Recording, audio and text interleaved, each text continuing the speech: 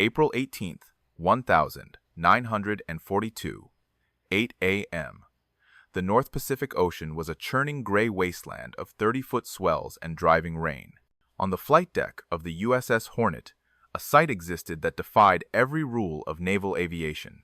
16 B-25 Mitchell medium bombers, massive twin-engine land-based aircraft, were lashed to the wooden deck, their wings extending far beyond the safe clearance lines of a carrier. They looked like beached whales, heavy, awkward, and completely out of their element. The ship was pitching violently in the gale. Salt spray lashed the faces of the 80 airmen standing by their machines. They were exhausted, seasick, and staring at a runway that was terrifyingly short. AB-25 typically required 3,000 feet of concrete to take off with a full bomb load. Today, Lieutenant Colonel James Doolittle, sitting in the cockpit of the lead aircraft, had exactly 467 feet of wet pitching deck. This wasn't just a dangerous takeoff. It was a desperate gamble born from the ashes of Pearl Harbor. For 4 months, the United States had suffered defeat after defeat. The Pacific Fleet lay broken. Morale was shattered. The American public and the military brass needed a victory, however symbolic. They needed to strike the heart of the Japanese Empire. They needed to bomb Tokyo. But Tokyo was beyond the range of any land-based American bomber, and bringing carriers close enough for short-range fighters was suicide against the Imperial Japanese Navy's defensive perimeter.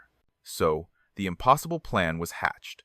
Put Army bombers on a Navy carrier, sail them to within 400 miles of Japan, launch them, bomb the capital, and then hope they had enough fuel to reach friendly airfields in China. There was no plan to return to the carrier. The B-25 seconds were too big to land. Once the wheels left the deck, there was no turning back. It was a one-way ticket. But at 7:38 a.m., the mission parameters had collapsed. A Japanese picket boat, the Nidomaru, had spotted the task force. The element of surprise, the single factor keeping the Hornet and the Enterprise safe, was gone.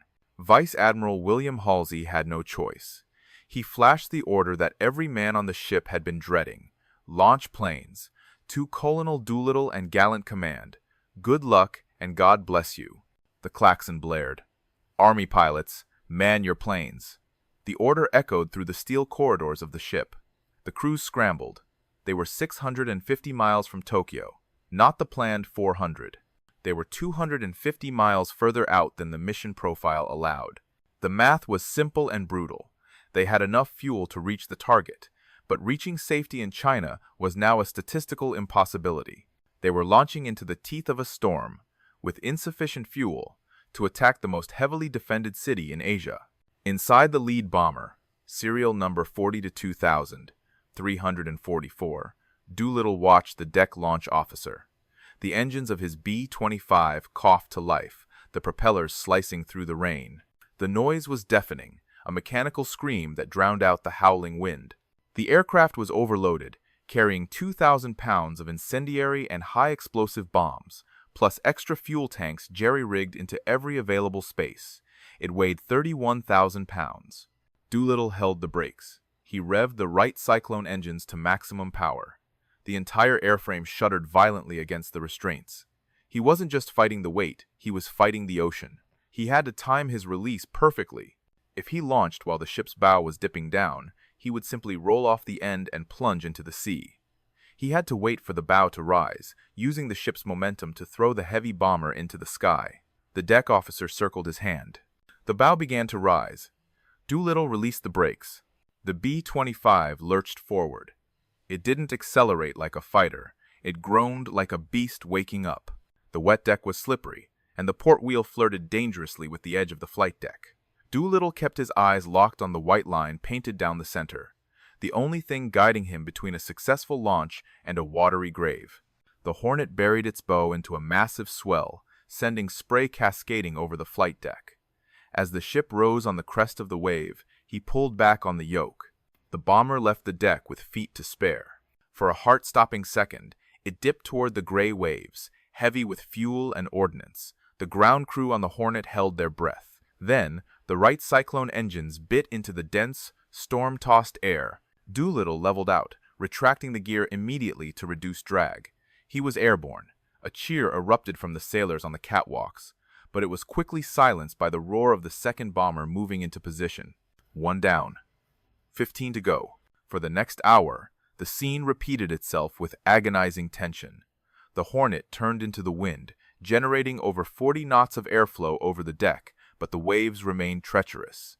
Lieutenant Travis Hoover, piloting the second aircraft, nearly stalled immediately after leaving the lip of the deck. He hung in the air, teetering on the edge of physics, before his props found purchase. The spacing was tight. As soon as one bomber cleared the bow, the next was revving its engines, fighting the slipstream of the plane before it. The stress on the pilots was immense. They were wrestling 15-ton machines on a platform that was pitching 20 feet vertically. Lieutenant Ted Lawson, piloting the ruptured duck, watched the expanse of the Pacific rushing toward him. He had watched the previous planes drop dangerously low, the spray from their props kicking up water. He slammed the throttles forward, holding the brakes until the tires skidded, trying to build every ounce of manifold pressure before release. By 9:20 a.m., the last B-25, piloted by Lieutenant William Farrow, clawed its way into the sky. The flight deck of the Hornet was suddenly silent, empty save for the grease stains and the exhaust fumes lingering in the rain. The task force turned back immediately, heading east at full speed to escape Japanese retaliation. The 80 men in those 16 bombers were now completely alone. They weren't flying in a tight formation. The need to conserve fuel was paramount. Forming up took time and gas they didn't have. Instead, they strung out in a loose line, dropping down to wave-top height barely 50 feet above the water to avoid radar detection. The sensation of speed at that altitude was terrifying. The whitecaps rushed beneath their bellies, close enough to spray the bombardier's glass. Inside the cockpits, the pilots began the grim calculations. They had burned precious fuel just warming up on the deck. They had launched early. The wind was against them. The needles on the fuel gauges were already moving. The navigators checked their drift meters, fighting the urge to look at the vast, empty ocean surrounding them. There was no radio contact, no safety net, just the drone of the engines and the knowledge that every mile forward was a mile further from any hope of rescue. They were 6 hours from Tokyo. 6 hours of flying through enemy airspace, in broad daylight, in aircraft that were never designed for this mission. The Doolittle Raiders were no longer soldiers following orders. They were ghosts flying into history, heading toward an empire that believed it was untouchable. At noon, Tokyo time, the gray monotony of the ocean finally broke. Lieutenant Colonel Doolittle, leading the first flight, spotted the coastline of Honshu. It wasn't the jagged, fortress-like barrier they had expected. It was green, peaceful, and bathed in sunlight. The storm that had plagued their takeoff had given way to clear skies over the target. This was the moment of truth. They were the first enemy aircraft to fly over the Japanese home islands, in 2,600 years of history. As Doolittle guided his B-25 over the Chiba prefecture, the scene below was surreal. Farmers in the fields looked up. Civilians on bicycles paused to watch the low-flying twin-engine bombers roar overhead. They didn't run. They didn't scream. They waved. To the average Japanese citizen, the idea of an American attack was impossible. The propaganda had been absolute. Japan was divine, untouchable, protected by the distance of the Pacific and the might of the Imperial Navy. They assumed these were Japanese Army aircraft conducting maneuvers. Doolittle didn't wave back. He checked his map. He was heading straight for the industrial heart of Tokyo. The fuel gauges were reading dangerously low, but there was no time to worry about the tanks now. He pushed the throttles forward and began a shallow climb. They had crossed the ocean at 50 feet. Now they needed to get to 1,200 feet to drop their ordnance. Inside the nose of the bomber, the bombardier, Staff Sergeant Fred Bramer, peered through a peculiar device. It wasn't the sophisticated Norden bomb sight that was standard issue for the Army Air Forces. The Norden was a classified secret, too valuable to risk falling into enemy hands if they were shot down. Instead, they were using the Mark Twain bomb sight, a simple 20-cent piece of aluminum that looked like a protractor, designed by Captain Ross Greening. It was crude, but at this low altitude, it was all they needed. At 12:15 p.m., the air raid sirens in Tokyo finally began to wail, but it was too late. Doolittle was already over the northern sector of the city. Below him lay the sprawling factory complexes that fed the war machine. He leveled the wings. Bramer lined up the target. The bomb bay doors groaned open. Bombs away. 4 500-pound incendiary clusters tumbled from the belly of the lead aircraft. They didn't fall with the precision of high-altitude guided munitions. They fell with the raw, chaotic dispersal of a street fight. They struck a factory complex, and moments later, pillars of smoke punched into the sky. On the ground, the confusion was absolute. It was a Saturday. The city had just finished a routine air raid drill earlier that morning. Many citizens thought the smoke and sirens were just a realistic continuation of the exercise. They stood in the streets and watched. Then, the anti-aircraft batteries woke up. Black puffs of flak began to blossom around Doolittle's plane.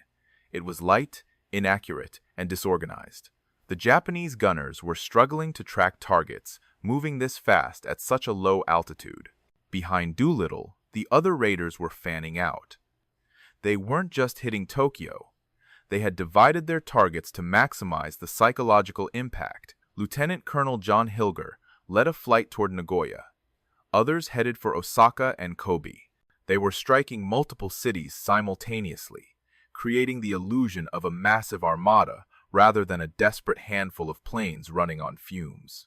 Travis Hoover, piloting the second plane, hugged Doolittle's wing, but then peeled off to hit ammunition depots. The element of surprise was their armor. They roared over schools, temples, and the imperial palace which Doolittle had strictly forbidden them to bomb. The goal was military and industrial, but the message was psychological. We can touch you. You are not safe. As the bombs continued to fall, the illusion of invincibility that held the Japanese empire together began to crack. But for the 80 men in the sky, the mission was only half over. The easy part, the bombing, was done. Now came the hard part. The fuel needles were bouncing on empty, and safety was still a continent away. As the B-25 seconds exited the airspace over Tokyo, the Hornet's nest had been fully stirred. The initial shock that had paralyzed the Japanese defenses was replaced by a furious scramble. From airfields surrounding the capital, Ki-45 Nick and Ki-27 Nate fighters roared down runways, clawing for altitude. The skies, empty just minutes before, were now hunting grounds. For the raiders, the escape strategy was brutal in its simplicity.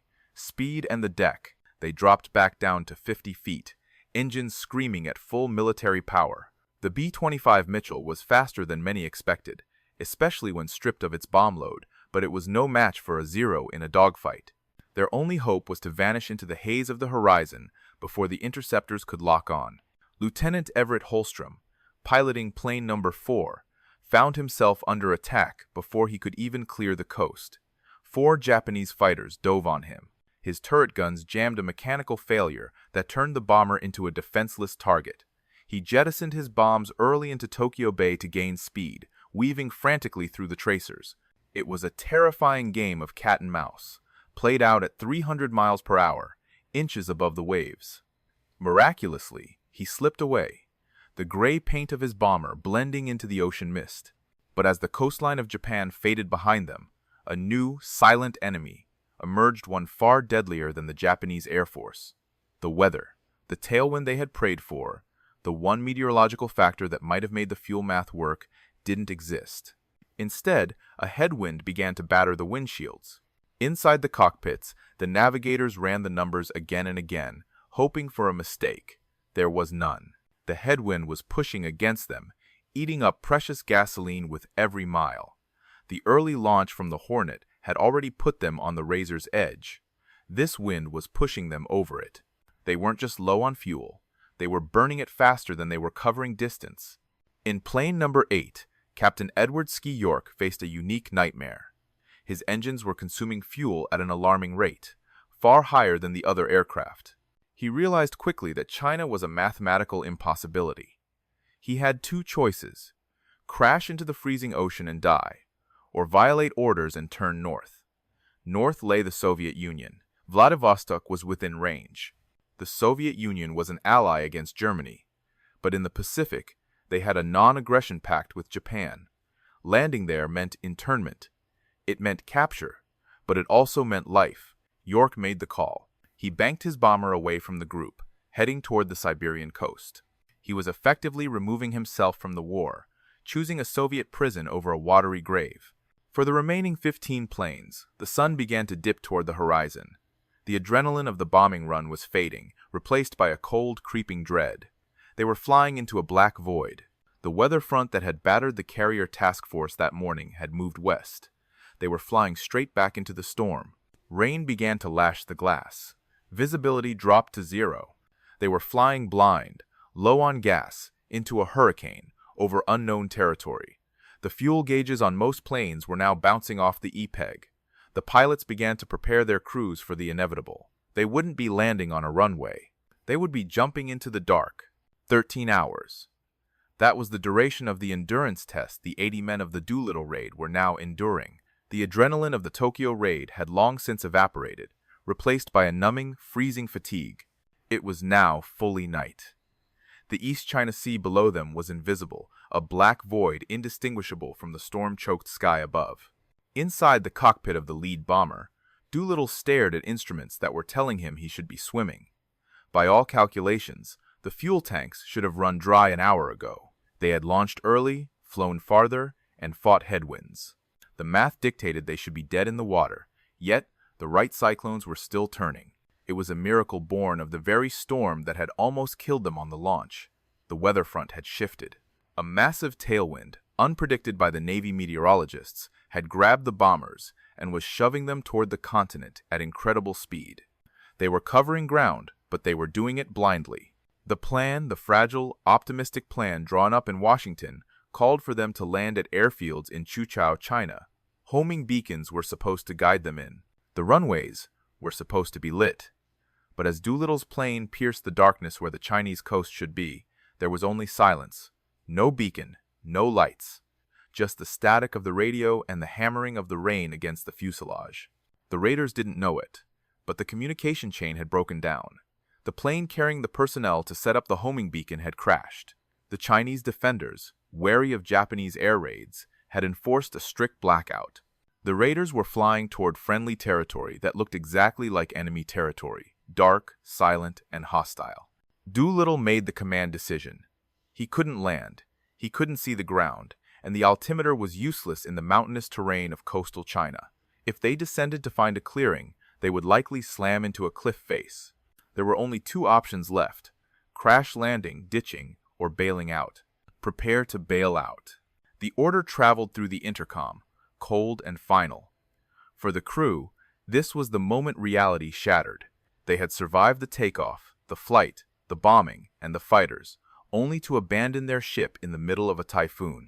Doolittle pulled the nose up, climbing to 8,000 feet to give his crew enough altitude for their chutes to open. The fuel gauges were dead. The engines began to sputter, coughing as the last dregs of gasoline were sucked from the lines. One by one, the crew members disconnected their headsets, opened the hatches, and threw themselves into the roaring blackness. Doolittle was the last to leave. He set the autopilot. He looked around the cockpit of the plane that had carried him into history. Then, he jumped. He fell into a storm that was tearing trees from the ground. He landed in a rice paddy, covered in muck, soaked to the bone, believing he had failed. As he gathered his parachute in the driving rain, James Doolittle was convinced of one thing. He had lost all 16 planes. He had lost his crew. The raid, in his mind, was a complete military disaster, and he fully expected to be court-martialed upon his return. He had no idea that all across the Chinese countryside, in mountains, rice paddies, and coastal waters, similar scenes were playing out. 15 bombers were falling from the sky. The 16th, Captain York's plane, had touched down in the Soviet Union hours earlier, its crew already being detained by suspicious Russian soldiers. The machines were gone. The Doolittle raiders were now just 80 scattered men, lost in a foreign land, hunted by Japanese patrols that were already beginning to scour the coast. The bombing was over. The escape and evasion had just begun. The dawn of April 19th broke over the Zhejiang and Jiangxi provinces, revealing a landscape of scattered wreckage. The 16 B-25 bombers, the pride of American aviation, were now twisted heaps of aluminum buried in rice paddies, smashed against mountainsides, or submerged in the coastal waters. But the men were, for the most part, alive. For Lieutenant Ted Lawson, pilot of the ruptured Duck, the morning brought agony, not relief. He had not bailed out. In the darkness and storm, He had attempted a ditching near the coastline. The impact was catastrophic. The bomber had cartwheeled, tearing itself apart. Lawson had been thrown through the windshield. He lay on the beach with a leg that had been flayed open to the bone, his face smashed, bleeding out on a foreign shore. It was here that the second miracle of the raid occurred. The Chinese civilians. By all logic, the local farmers and villagers should have been terrified of these aliens who fell from the sky. They knew the brutality of the Japanese occupation. Helping an enemy of Japan was a death sentence. Yet, when they found the battered Americans, some hanging from trees in their chutes, others limping through the mud, they didn't turn them in. They took them in, using sign language, broken English, and the simple phrase, "lausacious," a mispronunciation of an old term for Americans. The raiders identified themselves. The Chinese villagers mobilized an underground railroad of remarkable efficiency. They hid the airmen in caves, disguised them in coolie hats and robes, and carried the wounded, like Lawson, on sedan chairs through treacherous mountain passes to keep them ahead of the Japanese patrols. While the Americans were fighting for survival on the ground, the shockwave of their mission was tearing through the highest levels of the Japanese military in Tokyo. Physically, the damage to the capital was negligible. The fires had been put out. The factories were mostly intact. But psychologically, the raid was a nuclear event. Admiral Isoroku Yamamoto, the architect of the Pearl Harbor attack and the commander-in-chief of the combined fleet, was reportedly physically ill when he heard the news. His primary duty, the sacred duty of the Imperial Navy, was to protect the Emperor. He had failed. American bombers had flown over the Imperial Palace. The divine wind had not stopped them. The psychological barrier of the Pacific Ocean had been breached. The shame was absolute. The Japanese High Command needed to regain face, and they needed to ensure this could never happen again. They analyzed the raid and correctly deduced that the bombers must have launched from a carrier, but they overestimated the range of the B-25 seconds, assuming the American fleet must have come dangerously close to Midway Island to launch. This miscalculation sealed the fate of the Pacific War. Yamamoto argued that the American carriers had to be destroyed once and for all. He pushed forward a plan that many of his staff had considered too risky: a massive ambush at Midway Atoll. The Doolittle raid had goaded the Japanese Navy into a trap of their own making, forcing a decisive battle they weren't ready for. But while the Navy planned for Midway, the Imperial Japanese Army demanded immediate retribution on the ground. They knew the American airmen were hiding in the eastern provinces of China. They knew the local population was helping them. The order went out from Tokyo: punish them. The Japanese army assembled a massive force of 53 battalions. Their mission was ostensibly to search for the airmen and destroy the airfields that Doolittle had intended to use. But the reality was a campaign of extermination. They weren't just hunting pilots. They were hunting the people who dared to save them. The retribution that fell upon the provinces of Zhejiang and Jiangxi in the summer of 1942 was biblical in its cruelty. General Shunroku Hata, commander of the Japanese Expeditionary Army in China, received orders that were terrifyingly simple: slaughter the enemy. But the enemy in this context was not defined as armed combatants. It was defined as anyone who lived in the flight path of Doolittle's bombers. What followed was the Zhejiang-Jiangxi campaign, a 3-month operation that history often overlooks, yet it stands as one of the darkest chapters of World War II. The Japanese army didn't just burn villages, they erased them. They destroyed bridges, roads, and airfields. But the true target was the biological existence of the population.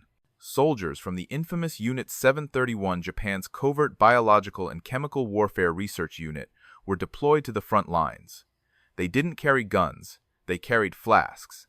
They dropped plague-infested fleas over towns. They dumped cholera and typhoid bacteria into wells, ponds, and reservoirs. They distributed poisoned food to starving villagers. The goal was to create a no-man's land, a biological dead zone that would prevent American bombers from ever using this territory again. The cost of saving 64 American airmen was staggering. An estimated 250,000 Chinese civilians were massacred. For every one American pilot saved, nearly 4,000 Chinese men, women, and children were killed. Fathers who had carried wounded Americans on their backs were bayoneted. Mothers who had fed them rice were burned in their homes.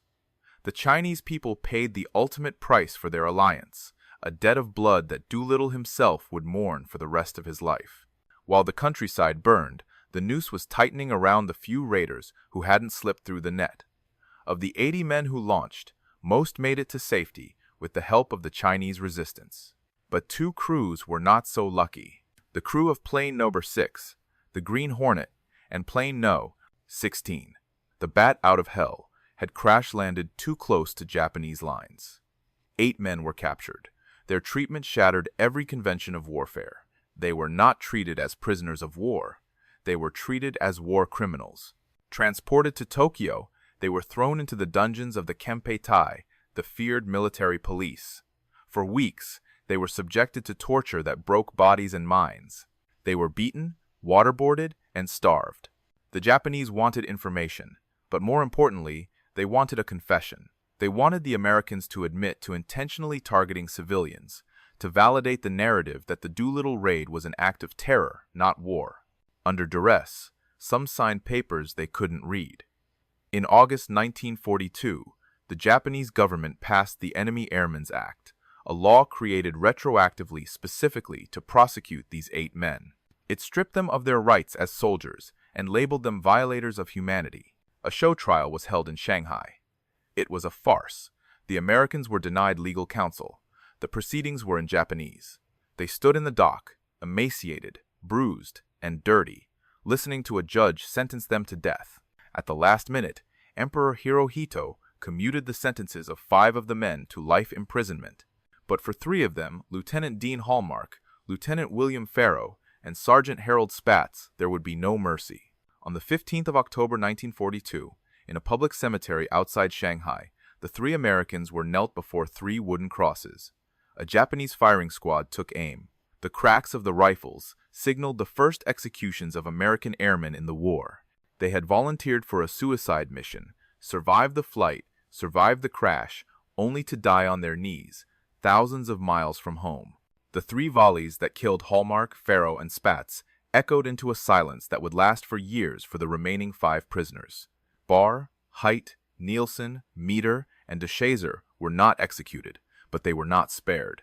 They were thrown back into solitary confinement, into cells so small they could barely stand. They were fed a starvation diet of maggot-infested rice and water. For these men, the war had stopped being a global conflict and had become a daily battle for sanity. They were cut off from the world, told that America had forgotten them, told that Japan had already won. Slowly, the lack of nutrition and the brutal conditions began to take their toll. Lieutenant Bob Metter, a man known for his strength and spirit, began to waste away. He contracted beriberi and dysentery. Denied medical treatment by his captors, he died in his cell on the 1st of December 1943. He was 26 years old. His death was a quiet tragedy in a war of loud explosions, a slow fading of a life that had survived the impossible flight only to perish in the dark. While his men were rotting in Tokyo, James Doolittle was making his way back to Washington, D.C. throughout May of 1942. His journey home was shrouded in a cloud of personal failure. He had bypassed the normal chain of command to speak directly to General Hap Arnold.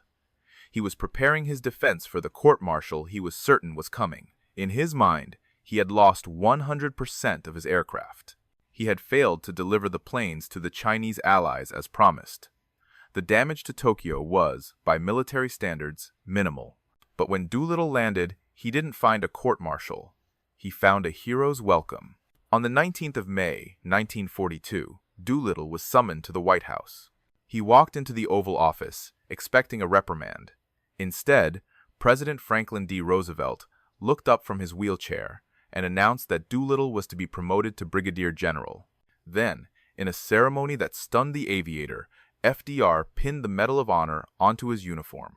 Doolittle tried to refuse. He told the president, "Sir, I don't think I earned this." He cited the loss of all 16 aircraft.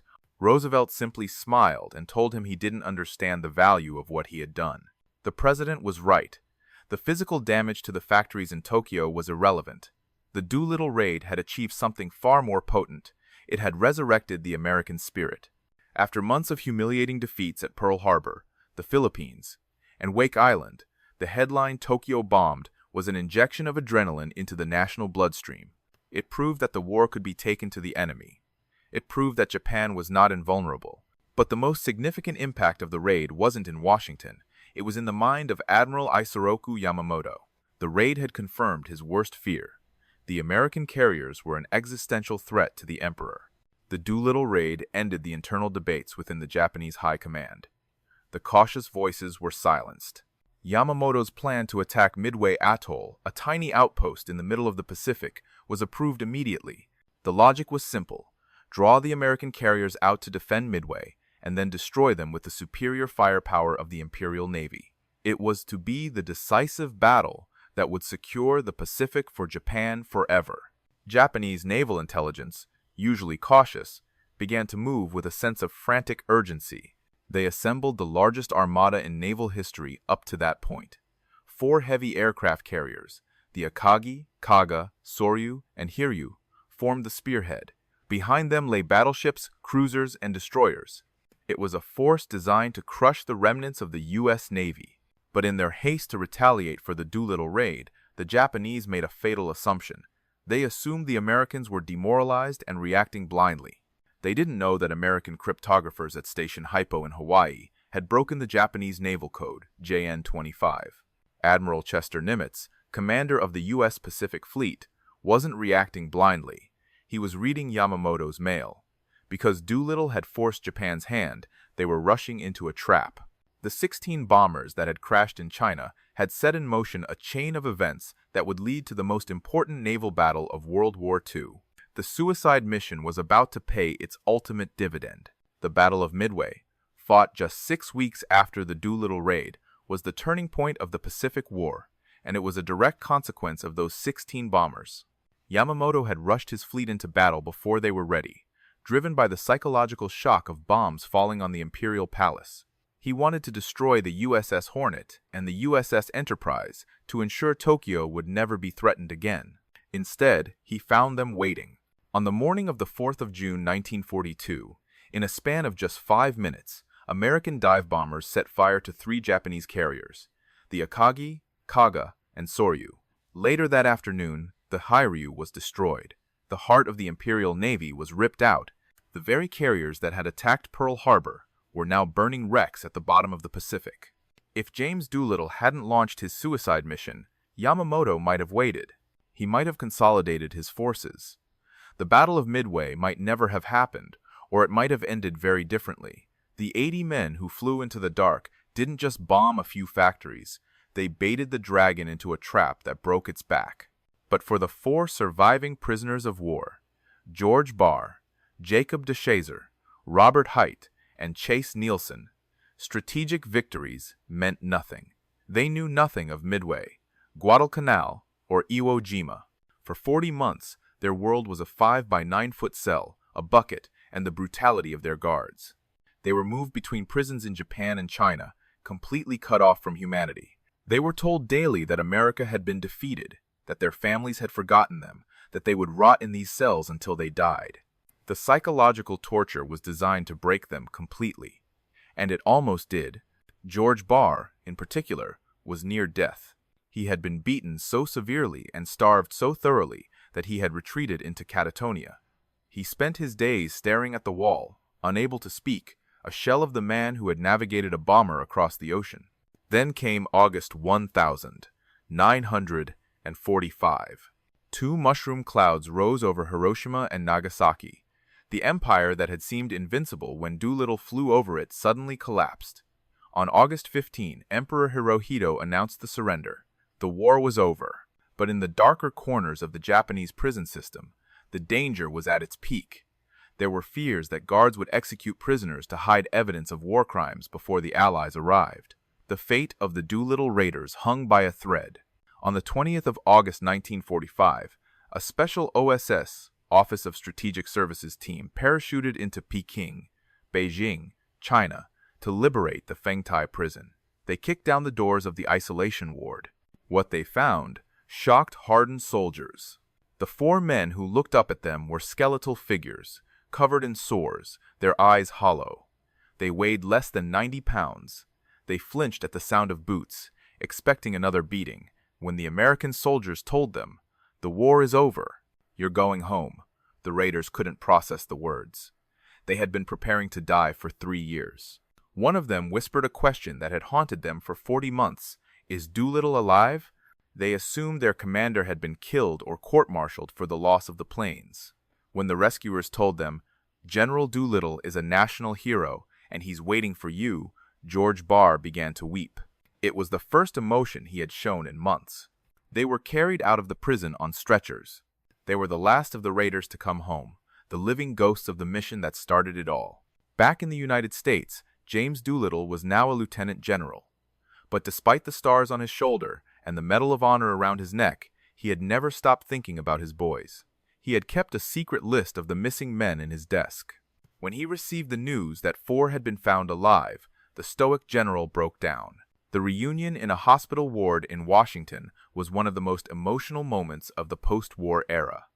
Doolittle stood by their bedsides, tears streaming down his face. He didn't see the heroes the newspapers were writing about. He saw the young men who had trusted him when he said, "This is a dangerous mission." He saw the cost of victory etched into their emaciated bodies. He promised them then and there that he would ensure they received every care possible, a promise he kept for the rest of his life. The war ended, but the brotherhood of the Doolittle Raiders had only just begun. In 1946, Doolittle celebrated his birthday in Miami, and he invited the survivors. They showed up, not as generals or heroes, but as the same group of young men who had stood on the pitching deck of the Hornet. It was the start of a tradition that would last for 7 decades. They created a ceremony that is unique in military history. In 1959, the city of Tucson, Arizona, presented the Raiders with a set of 80 silver goblets. Each goblet was engraved with the name of a Raider. They also acquired a bottle of 1,896 Hennessy cognac, the year of Jimmy Doolittle's birth. The pact was simple. Every time they met, they would toast the men who had died since the last reunion. When a Raider passed away, his goblet would be turned upside down in its velvet-lined case, never to be used again. For over half a century, the number of upright goblets dwindled. The row of overturned silver cups grew longer, a silent testament to the passage of time. Doolittle himself passed away in 1993, leaving his boys to carry the torch. The bottle of cognac remained sealed, waiting for the moment when only 2 men remained to open it and share the final toast to their fallen comrades. That moment came in November 2013. Only 4 Raiders were still alive, and only 3 could make the journey to the National Museum of the United States Air Force in Dayton, Ohio. Lieutenant Colonel Richard Cole, Doolittle's co-pilot, Major Edward Saylor, and Staff Sergeant David Thatcher. They decided it was time. They were in their 90 seconds. The waiting was over. In front of a hushed crowd, they broke the seal on the 117-year-old cognac. They poured the amber liquid into their silver goblets. Richard Cole, the man who had sat next to Doolittle as they roared off the carrier deck 71 years earlier, raised his cup. His hand shook slightly, not from fear, but from the weight of history. "To the gentlemen we lost on the mission, and to those who have passed away since," Cole said. "Thank you very much, and may they rest in peace." They drank. Then they turned the remaining goblets upside down. The mission that began as a desperate gamble, a suicide run designed to boost morale, had evolved into the catalyst that won the war in the Pacific. It wasn't the bombs that mattered. It was the audacity. It was the decision to strip 16 bombers of their defenses, overload them with fuel, and fly them into the heart of an empire that believed it was untouchable. Historians often debate the tactical value of air raids, but the legacy of the Doolittle raid is not measured in tonnage dropped. It is measured in the spirit of the 80 men who volunteered without knowing the target. It is measured in the sacrifice of the Chinese civilians who died to save them. And it is measured in the strategic blunder it forced Japan to make at Midway. On the 18th of April, 1942, 16 bombers launched from a carrier with no return fuel. They knew the odds. They knew the math. But they launched anyway. In doing so, they didn't just shake Tokyo. They turned the tide of history. The last Doolittle Raider, Richard Cole, passed away on the 9th of April 2019, at the age of 103. The goblets are all upside down now. The case is closed. But the echo of those Wright Cyclone engines, struggling for lift over a stormy Pacific, will resonate forever as the ultimate symbol of courage against impossible odds.